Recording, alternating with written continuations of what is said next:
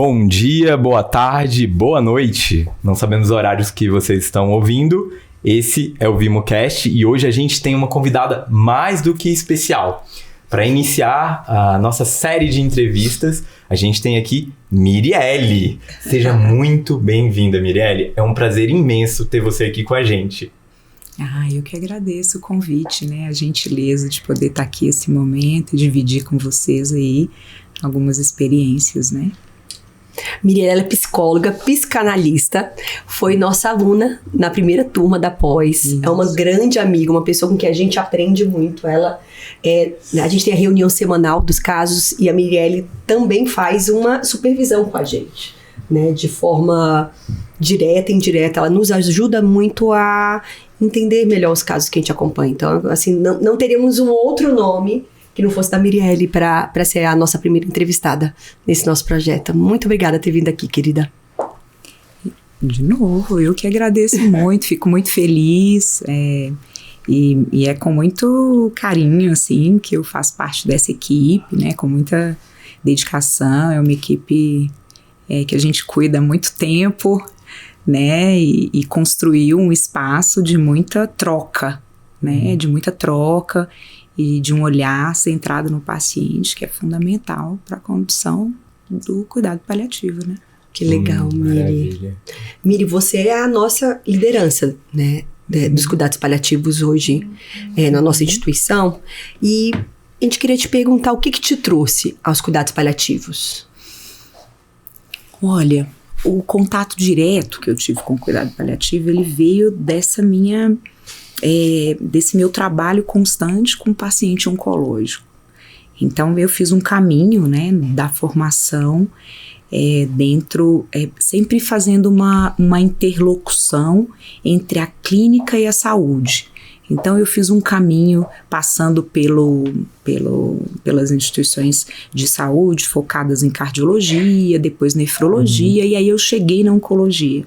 Então, quando eu cheguei na oncologia, passou a ser muito cotidiano esse olhar para o paciente, né, para além para além do tratamento, né, para além das medicações, e isso foi uma coisa que de fato me trouxe para esse espaço, né, que espaço é esse que a gente tem de cuidado para o paciente, que é para além do tratamento oncológico, né, para além do tratamento oncológico, não no sentido que a gente vai fazer uma coisa muito diferente, né, do que os colegas fazem, não é isso, mas a gente tem um olhar que ele não é focado só no tratamento medicamentoso, a gente faz um olhar que é focado no paciente, então no sofrimento, em como esse paciente está passando por esse tratamento, como a família está lidando com isso, que de fato aparece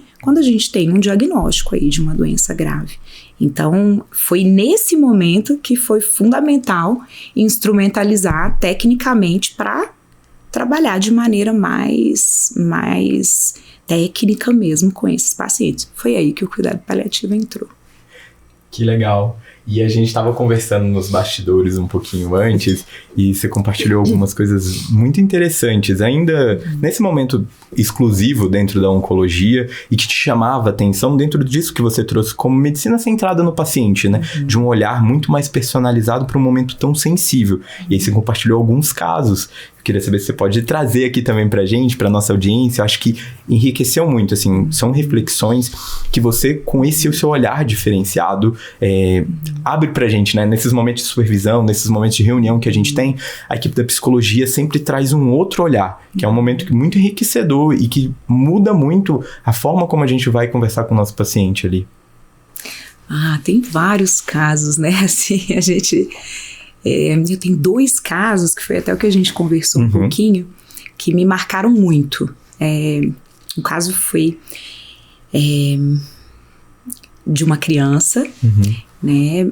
Foi um caso que me tocou muito, porque pela capacidade de elaboração da criança. Então, foi um caso de uma criança que eu acompanhei na UTI, numa UTI pediátrica, e foi uma criança que, depois de um tempo de internação, ela nomeou textualmente que a doença dela fazia com que os pais se aproximassem e parassem de brigar. E é muito difícil a gente perceber e acompanhar. Eu acompanho muito a criança,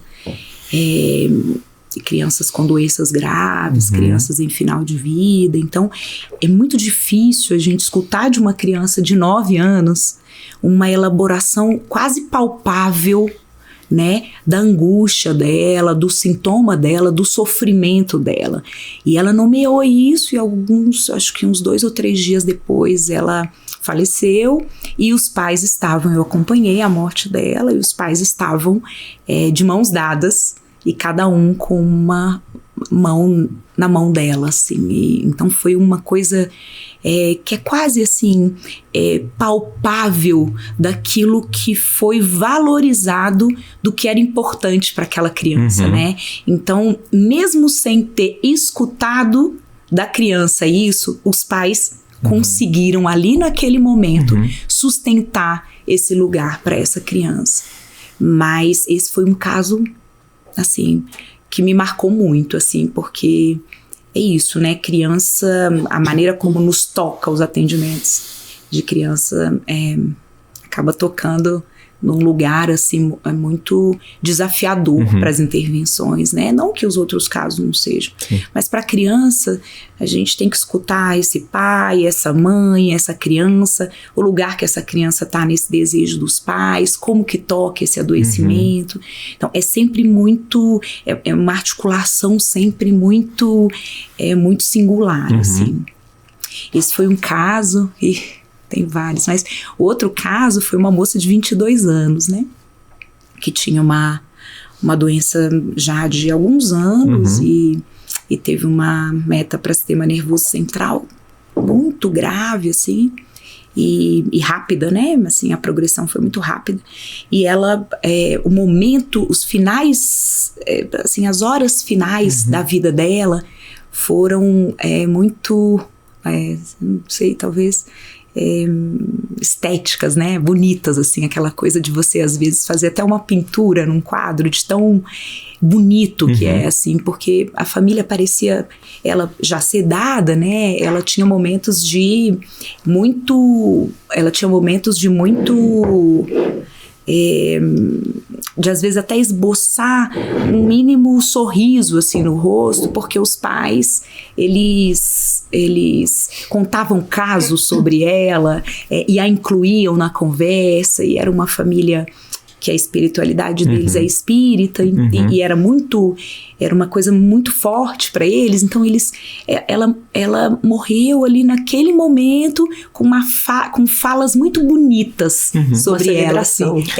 Assim, quase. Por isso que eu disse que para mim fica uma coisa quase de uma pintura, de um quadro, uma coisa bela, estética, né? Assim, de tão bonito que foi, assim. Esse momento dessa passagem dela, né? Como era para eles. Então, e ela era incluída, né? Isso é uma coisa que também me tocou nesse caso, que os pais falavam, a família, os avós falavam e remetiam a ela. E ela já estava sedada, só que ela esboçava um movimento no rosto. Isso foi muito belo, né? Nossa. Esse me tocou muito também, assim.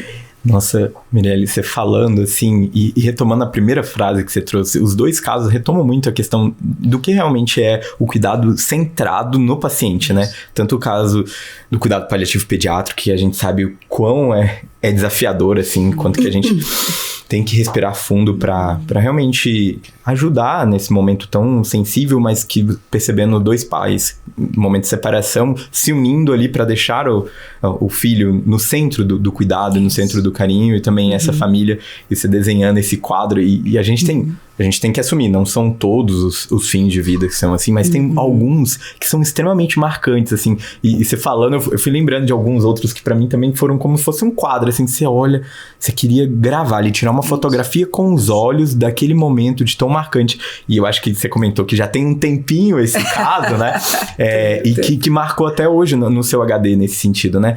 Nossa, que incrível, obrigado por compartilhar uma história tão linda assim, né. E acho tão interessante, né? E você utilizar essa palavra do belo.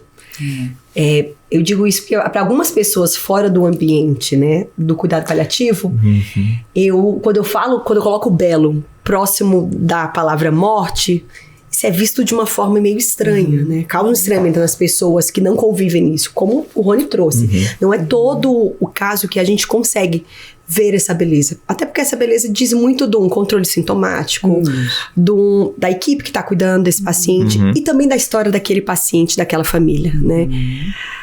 Mas tem esses casos que quando a gente consegue ver essa beleza, que dá vontade assim, né? De, para aqui, deixa eu fazer um quadro para eternizar esse momento. Total. Gente, isso é algo assim que acho que queria deixar claro assim para as pessoas que estão ouvindo e para as pessoas que de alguma forma se interessam e buscam entender, né? Beleza, nesse momento da vida e da morte, sim, pode ter essa beleza, né? E quanto mais precoce a gente conversa com esse paciente, com essa família, quanto mais precoce a gente tem uma equipe que tenha técnica, não é só, e sempre a gente reforça, não é um bom senso, não é só um carinho, é algo muito técnico. Nessa escuta, nessa intervenção, a gente consegue sim ajudar esse paciente, essa família a ir trazendo a elaboração desse momento e até ressignificar esse momento de dor. Não é sobre negar a dor, não é sobre romantizar esse processo de sofrimento, né? É sobre buscar essa elaboração. O que você acha? Acho que é muito pelo contrário, né? Assim, eu acho que é exatamente tirar de uma romantização mesmo. É exatamente trazer para a técnica. Né? É exatamente trazer para aquilo que a gente tem de instrumento e de recurso técnico e de habilidade para intervir naquele caso. Então, esse caso dessa menina, por exemplo, é um caso muito interessante, porque de fato os pais traziam, tinha tudo para ser um momento de muita confusão e muito sofrimento ali da equipe, né? Claro, teve muito sofrimento, mas isso podia ter potencializado com a equipe médica, com a equipe multi, com os outros familiares que estavam próximos, né? Era uma UTI pediátrica, mas ela tinha vários outros bebês ali naquele espaço, então bebês e crianças pequenas, né? Tinha ali um limite de idade, então tinha outros pais ali, né, que viram, acompanharam, mas a intervenção com esses pais foi exatamente isso, né? É importante para ela esse momento. É possível para vocês, né? Então é isso, assim, ela vinha nomeando para esses pais o quanto ela queria que eles se dessem bem, né? Isso ela dizia para eles, e então foi uma intervenção nisso, no que era importante naquele momento para aquela criança. Para ela, né? Exato. E não para os pais, isso, né? Para a criança. Porque para os pais, eles estavam tão tomados, tanto pelas dores deles e ressentimentos entre o casal, mas tinha dor também que estava potencializada pela possibilidade de perder aquela filha. Então isso exacerbava tudo. Mas conseguir olhar para essa criança, né, e intervir para que eles tirassem um pouco esse olhar deles e olhassem um pouco para aquele momento, o que era importante para aquela criança, é isso. Se você não estiver bem instrumentalizado tecnicamente, muitas vezes você fica tomado pelas dores desses pais, né? Se identifica pelas questões deles e aí fica secundário o cuidado centrado no paciente. Então, esse eu acho que é muito caro para quem opta, escolhe e fica de alguma maneira tomado por estudar e trabalhar com cuidado paliativo. É exatamente aí que é instrumentalizar-se bem tecnicamente, estudar e se cuidar muito, se escutar, para conseguir escutar e intervir olhando para o paciente. E aí, nesse sentido, eu te pergunto, né, para nós profissionais da saúde, que somos comunicadores por excelência e temos que comunicar, mas que não é uma ferramenta que, dentro da psicologia, eu sei que é trabalhado mais, mas dentro da medicina, infelizmente, a gente não tem matérias voltadas para isso, mas a comunicação, ela vem de uma escuta, né? E uma escuta qualificada, né? Isso que a gente fala. E aí, nesse papel que a gente muitas vezes exerce um papel de interlocutor entre paciente, às vezes com a família, entre paciente, médico titular, entre pacientes, vontades do paciente e as demais equipes, por exemplo, como esse caso. Como fazer essa escuta? Como treinar essa escuta? O que você poderia dizer pra gente um pouquinho? Porque até nessa, é muito interessante, né, a tua pergunta, Rony, porque muito nessa sua fala, né, do trazer pro técnico da escuta e da fala, da intervenção, eu fico também no pensamento de quem tá nos ouvindo, nós não estamos falando sobre engessar, ou sobre protocolizar, né? Não é sobre isso, né? Fala pra gente um pouquinho sobre quando você fala dessa questão técnica sobre a escuta e a fala. A gente só consegue escutar o outro quando tá muito claro, quando a gente sabe quem a gente é, quando a gente sabe o que nos dói, onde nos dói e aonde o nosso calo aperta, né? Só é possível fazer uma escuta de quem é mesmo aquele paciente quando eu tô sendo escutado por uma outra pessoa, quando eu tô ali falando de mim num outro espaço, porque eu elaboro as minhas questões, as minhas dores, as minhas angústias num outro espaço.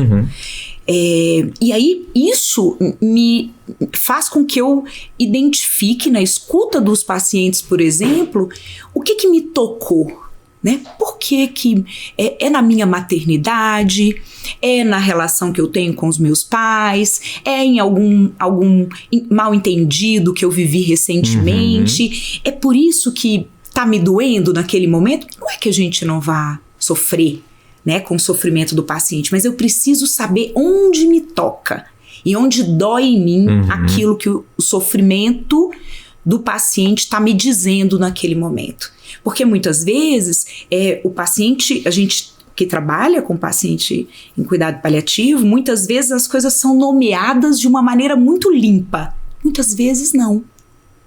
Muitas vezes a gente precisa escutar o que está por trás da fala do paciente.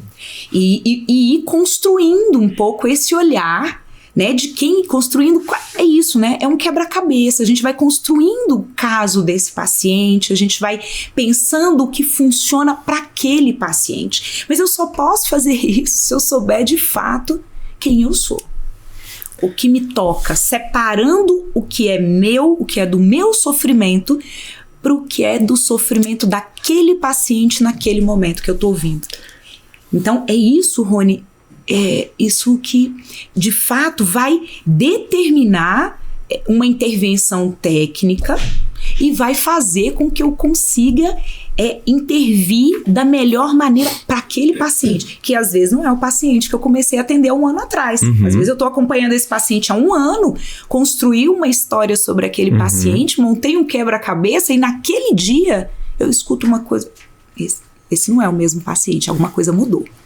E isso é treinar essa escuta, buscar, assim, o olhar para si mesmo é uma maneira, assim, muito potente e eficaz para que seja possível a gente escutar o paciente.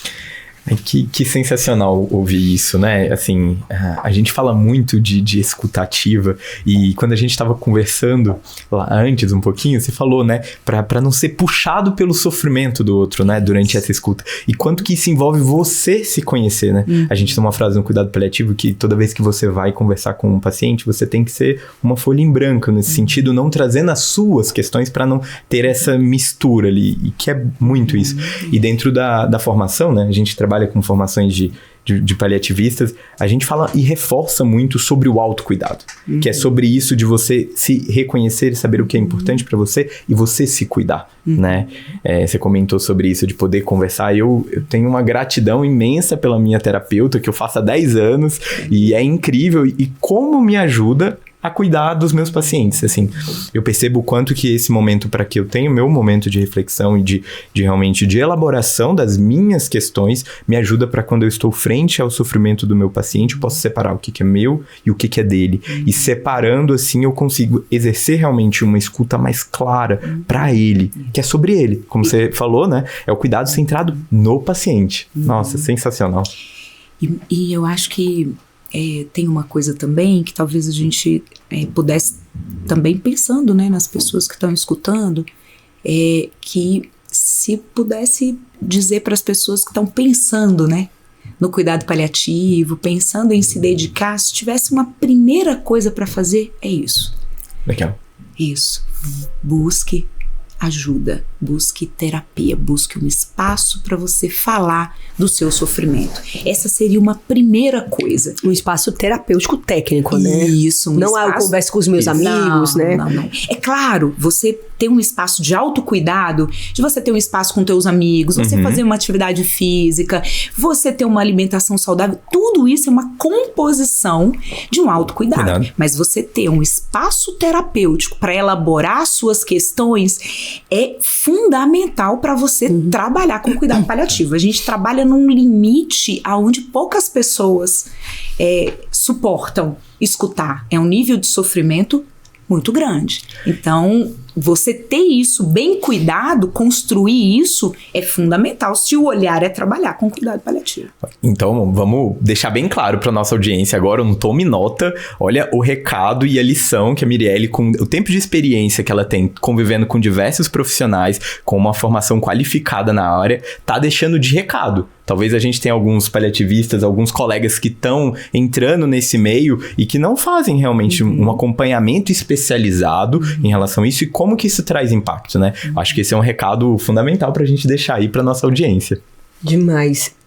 Miri, voltando, né, pro que a gente tinha, pra primeira pergunta do que te trouxe ao cuidado paliativo, Mirelle já tá há muito tempo com a gente, né? Desde o início da nossa equipe.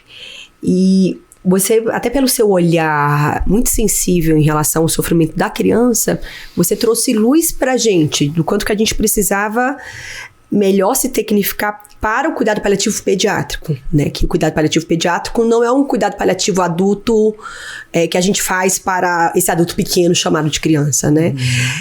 Retomando um pouco a pergunta, o que te trouxe, o que te traz para o cuidado paliativo pediátrico?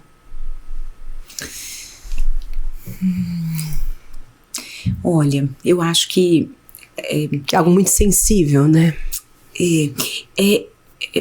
Clinicamente, eu vou dizer para vocês que, como eu disse anteriormente, essa interlocução entre a clínica e as instituições de saúde sempre fizeram parte da minha formação.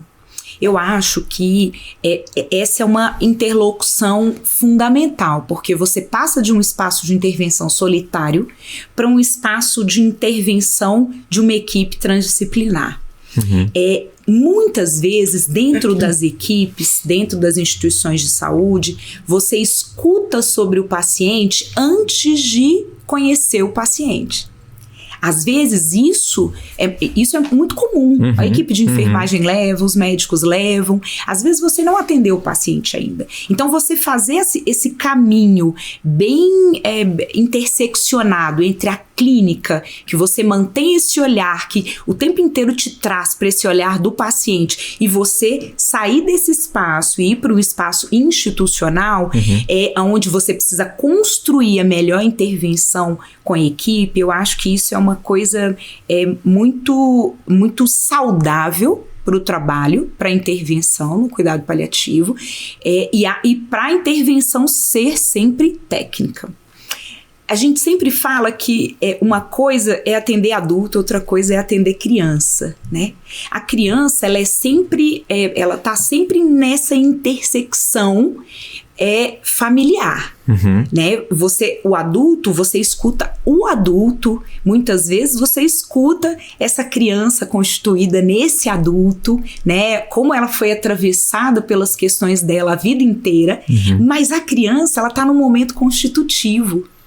Então, não é possível trabalhar com criança se você não intersecciona o atendimento pai, mãe, cuidadores, escola, aquele espaço onde a criança está inserido. Não é possível. Você precisa conseguir fazer esse trânsito para escutar a criança. E isso se torna muito mais desafiador quando você está num espaço de cuidado paliativo. Porque existe um sofrimento do impensável, né, para os pais. É impensável. Perda de filho não tem nome. Você perde um marido, ou a esposa fica viúvo ou viúva. Olha. Você perde pai e mãe, você fica órfão. Perda de filho não é possível nomear. Nossa. Não tem nem nome, Nossa. que coisa. Né? Não tem nome. Isso marca, assim, um nível de dor e sofrimento que é impossível você não viver. É impossível. E é impossível pensar na vida mesmo depois disso. É muito comum a gente escutar dos pais de crianças em final de vida, eles dizerem assim: eu não vou viver depois disso. Porque é muito comum, porque não é possível você pensar nisso. De fato isso acontece, né? De fato isso acontece. Essa é uma fala muito comum, tanto de pais quanto de mães. E não é, muitas vezes as pessoas confundem com uma ideação, e não é disso que se trata. É de fato uma impossibilidade, não entra. Então, a possibilidade de intervir no cuidado paliativo pediátrico é você ir fazendo um contorno, né, para que esses pais pelo menos consigam passar por esse momento. É só o que é possível. E depois eles fazerem a construção e elaboração desse luto. É um trabalho muito sensível, assim, disso, né?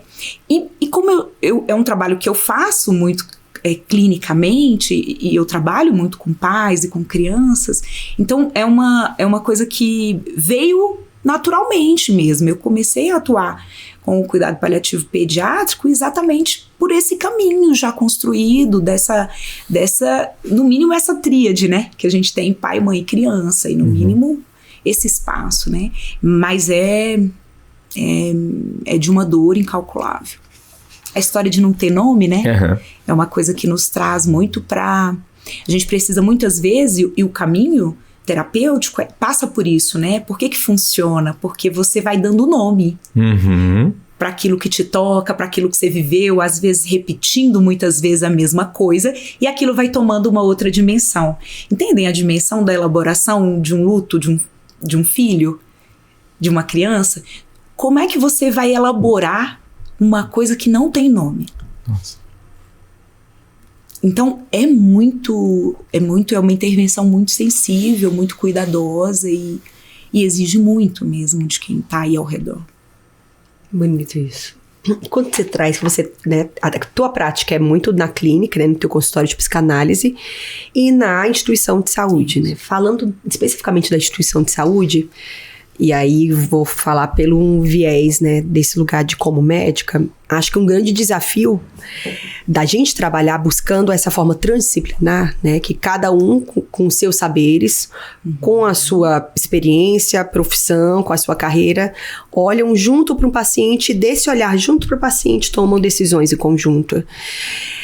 Eu sei, como eu trouxe, dizendo como médica, que às vezes, na maioria das vezes, quase sempre, não é, colegas médicos, é muito desafiador trabalhar com a gente, né? Que às vezes nos colocamos nesse lugar de autoridade, de poder de tomar decisões pelo paciente, de saber o que é melhor pelo paciente, porque afinal nós estudamos tanto, né? E só precisamos estudar para tomar decisões para o paciente, né? E aí vem não somente o paliativo para desconstruir isso. E aí vem o lugar das várias outras profissões que eu percebo que no paliativo encontro esse lugar de fala, de sim, todas as profissões precisam desse lugar de escuta e de fala para a gente conseguir cuidar das pessoas, né? Como que é para você, né, como psicóloga, lidar com esses desafios em trabalhar com médicos e também com outros profissionais? O que você acha? Olha, a palavra que me vem na cabeça é construção. No meu olhar, eu acho que as relações entre as equipes, elas precisam ser construídas. Muitas vezes existe também uma expectativa que vai estar sempre pronto, né? Eu vou chegar lá, vou atender um paciente, vou falar com o médico, vou falar com a nutricionista, como se isso tivesse estabelecido. Né? E de fato as pessoas precisam construir um espaço de confiança no colega, né?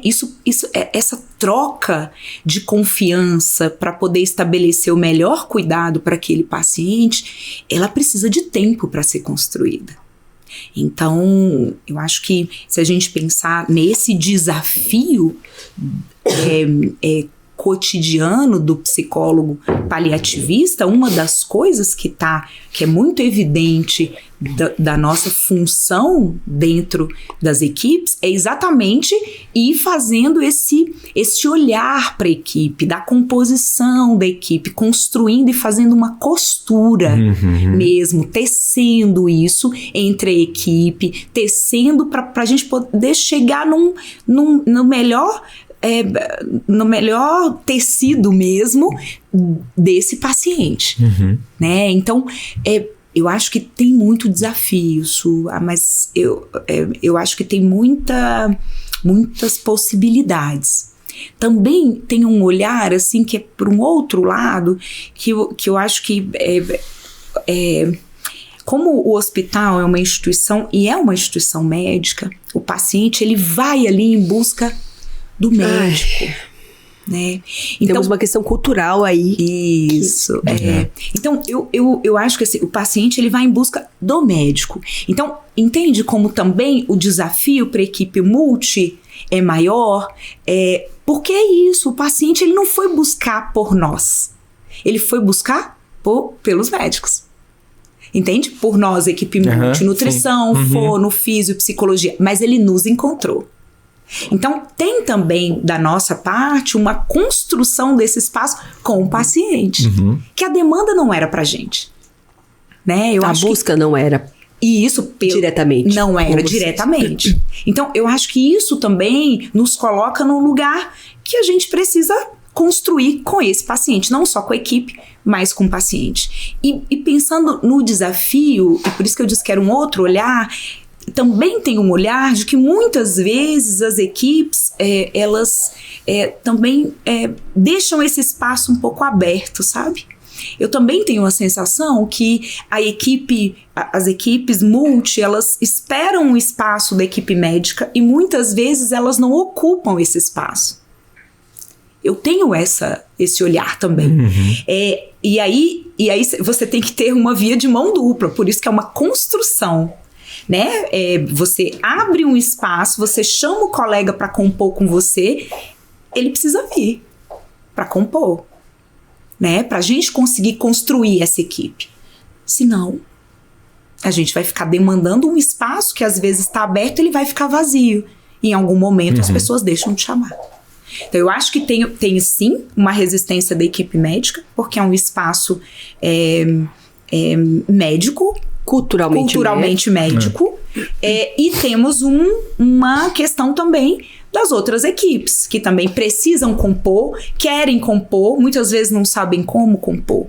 Mas isso, é um espaço, por isso o movimento, a educação precisa ser constante, né? E esse espaço precisa ser construído. Eu não acho que ele está dado em momento nenhum. Acho que é sempre uma construção. E é bonito na tua fala, né? Que às vezes a gente tem a impressão que às vezes há essa orientação, né? O médico precisa sair para a equipe multi entrar, né? E aí quando você usa a palavra da costura, na verdade não é isso, né? São os dois juntos, né? Se entremeando e se auxiliando, né? Nessa construção desse cuidado do paciente. E ainda digo mais, que no meu olhar, para intervenção no cuidado paliativo, a equipe de cuidado paliativo é multi. Né? Assim, no cuidado paliativo não dá pra gente dizer equipe médica e equipe multi. A equipe multi é composta pelos médicos. Os médicos estão na equipe multi, entende? Eu acho que esse é o... Começa já no termo, né? Aí, médico, equipe multi, separa. E aí a equipe multi faz parte. Isso, exatamente. Não é possível ocupar um lugar de cuidado com o paciente no cuidado paliativo se essa equipe não for, por excelência, multi. Tá na definição, né? Isso. Não é uma especialidade, Não. É uma abordagem que é feita de maneira construída. E eu achei muito interessante, porque essa construção tem que ser feita de forma intencional. Isso. Que é o que eu percebo dentro até das nossas reuniões, essa questão da intencionalidade da gente estar nessa construção em conjunto. E a gente conseguir discutir, ter um caminho muito bem já amadurecido e em amadurecimento, é claro, para outros níveis, mas de você ter essa intencionalidade da equipe perceber e se somar, né? Todas as equipes vindo se somando junto para o cuidado, retomando o cuidado centrado no paciente da melhor forma possível. Porque é impossível, seja o médico, seja o psicólogo, seja qualquer um membro dessa equipe multi, fazer um cuidado de excelência verdadeiramente centrado no paciente, de maneira sozinho, né? Que a gente chama de equipe. Equipe dentro do cuidado paliativo não existe. Fica algo totalmente fora do que é a proposta realmente do cuidado paliativo. E você falando, foi interessante, porque é o que eu sinto às vezes quando eu vou fazer alguma visita com algum paciente em algum outro hospital que não tem essa cultura do cuidado paliativo, e que aí eu vou discutir com a equipe da FIS, vou discutir com a nutrição, com a psicologia, e os desafios, os entraves que eu acabo vendo, porque culturalmente, às vezes nessa organização hospitalar, não se funciona de uma maneira construída, entrelaçada, né? Que é isso que você trouxe. É, muito interessante. Nossa. E nessa toada, assim, o que você imagina do cuidado paliativo no futuro? Para essa equipe multi? Para todos nós, como que você vislumbra? Para todos nós. Exatamente. Tanto para todos nós, quanto também para o psicólogo paliativista. Isso. Pensa num psicólogo que tá te ouvindo agora e que tá na sua formação, pensando em fazer, por exemplo, a gente tem aqui em Brasília, né, a residência de cuidados paliativos para a equipe da psicologia. O que você imagina o futuro dessa caminhada? Você que já tá há um tempo nessa jornada, já tem um caminho construído, como você vislumbra isso? Eu não tenho uma visão muito romântica, assim, eu preciso dizer, assim, porque eu acho que intervir nesse limiar entre a vida e a morte é uma coisa que não... É uma coisa que às vezes parece muito... A gente estava falando do belo, né, da estética. É uma coisa que às vezes parece muito belo, muito simples, mas é uma coisa que exige muita formação técnica, muita análise, muita terapia e muito autocuidado, né? Então, eu não tenho uma visão muito romântica, porque eu acho que muitas vezes as pessoas olham com um olhar de que é muito simples, é só ir lá, atender, fazer uma escolha, e não é. Eu quero fazer até um parênteses aqui, né? Que a Mi usou uma frase que me marcou muito, né? Cuidado paliativo não é oba-oba, beijo e abraço, né? Foi bem o termo. Que isso que você traz, o romantismo. E que alguns colegas iniciando no cuidado paliativo, imagina isso. E aí você tá trazendo desde a retomada, da construção técnica, e tá trazendo esse alerta e baseado nisso, né? Que a gente tem que partir realmente do biológico e da parte técnica como um profissional, né? Só fechando o parênteses aí, que eu achei muito marcante essa frase que você trouxe. Mas eu não tenho uma visão, é isso que eu tô dizendo, não tenho uma visão muito romântica, mas eu tenho uma visão de que hoje a gente tem muito mais recursos do que tinha há 20 anos atrás. A gente tem hoje muito mais recursos para se instrumentalizar e saber o que é o cuidado paliativo mesmo, para além do romantismo, né? Para além do idealizado. Então, hoje a gente tem muito mais cursos, muito mais trabalhos, muito mais artigos, muito mais grupos de estudo. A gente tem muitas coisas que podem nos trazer uma visão. Poxa, é isso mesmo que eu quero? Eu quero atuar nesse lugar? Então, a minha expectativa é exatamente essa. Assim, se eu tivesse uma coisa para dizer, é isso. Se instrumentalizem, façam terapia, e busquem os recursos para saber o que de fato é o cuidado paliativo. Eu acho que isso é fundamental. Aliás, esse é meu desejo, né? Que as pessoas caminhem por aí. Muito legal, Miri. E aproveitando esse gancho, você tem alguma dica de livro pra gente poder passar para as pessoas que estão ouvindo a gente? Eu tenho algumas, mas tem um que eu acho que é um livro que qualquer pessoa de qualquer especialidade, ela é uma leitura fácil, bem didática, e que é aquela ferramenta básica para o cuidado paliativo, que é a escuta ativa, né? Então, é um livro do Caligares, que chama Cartas a um Jovem Terapeuta. Que esse é o título do livro, mas ele é um livro multidisciplinar, então ele é um livro que vai falar disso, né? O que é importante para que você consiga escutar o paciente. Então, isso é fundamental, né? Se você se dispõe, o Caligares diz, né? Se você se dispõe a escutar alguém, ele diz. Então, é muito importante, assim. Esse é um livro simples, fácil, de fácil leitura e chega a ser um livro saboroso, assim, para ler e reler, sabe? Que legal, Miri. E para as pessoas que estão ouvindo a gente agora, que estão nessa disposição, né, para escutar, né, escutar dessa forma técnica o sofrimento do outro, qual é a dica, o recado que você quer deixar para eles? Se escutem.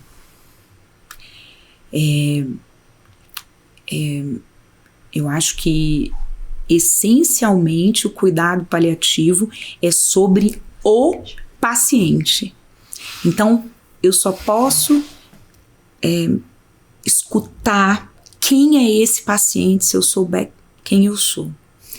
Eu sei que parece que é uma coisa repetitiva, mas não é. Não é, gente. É muito desafiador lidar com sofrimento o tempo todo e saber não se perder no sofrimento do outro. Então, se escutem, se conheçam, saibam quem vocês são. Muito, muito obrigado. Com um recado final desse, e começando essa nossa sequência de entrevistas e ter você aqui, como é incrível. E tão profundo isso que a Mirelle falou, para quem já tá nessa caminhada, sabe o quão é importante se escutar. Então, talvez você tenha tido uma semana complicada quando você tá ouvindo, lembrando de algum caso. Lembre desse recado que a Mirelle trouxe pra gente e que possa colaborar com vocês. Mi, maravilhoso, incrível, nossa, que bom ter você aqui, que papo gostoso de fazer.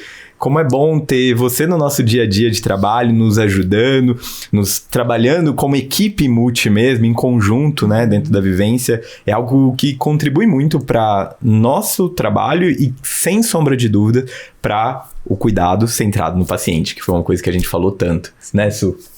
Muito bom. E nesse projeto do podcast, né, ter a Mirelle abrindo pra gente como nossa primeira convidada, sensacional, trazendo importância, né, dessa escuta. E acho que essa sua frase, assim, pra gente finalizar esse episódio é sensacional, né? Que às vezes a gente vem num ensejo muito de escutar o outro, e não tem como a gente escutar o outro sem a gente primeiro se escutar, né? Então, eu queria muito te agradecer pela presença. A gente sempre reforça, né, assim, a importância do psicólogo paliativista para a gente conseguir realizar o nosso trabalho. É essencial, é necessário e obrigatório. E ter a sua presença, Mirelle, no nosso dia a dia é fundamental. Muito obrigada, querida. Eu que agradeço, gente. É uma honra estar aqui com vocês. E eu estou à disposição. Qualquer coisa que vocês quiserem, estou aí. Teremos outros momentos, com certeza, com a Mirelle. Sem dúvida. E se esse episódio fez sentido para vocês, se vocês lembraram de alguém da sua equipe multi ou de alguma outra pessoa que tá em formação, compartilha nas redes sociais, deixa uma avaliação aqui pra gente, manda mensagem pra gente lá no Instagram. Vai ser importante ouvir vocês também. Muito obrigado. Obrigada, gente.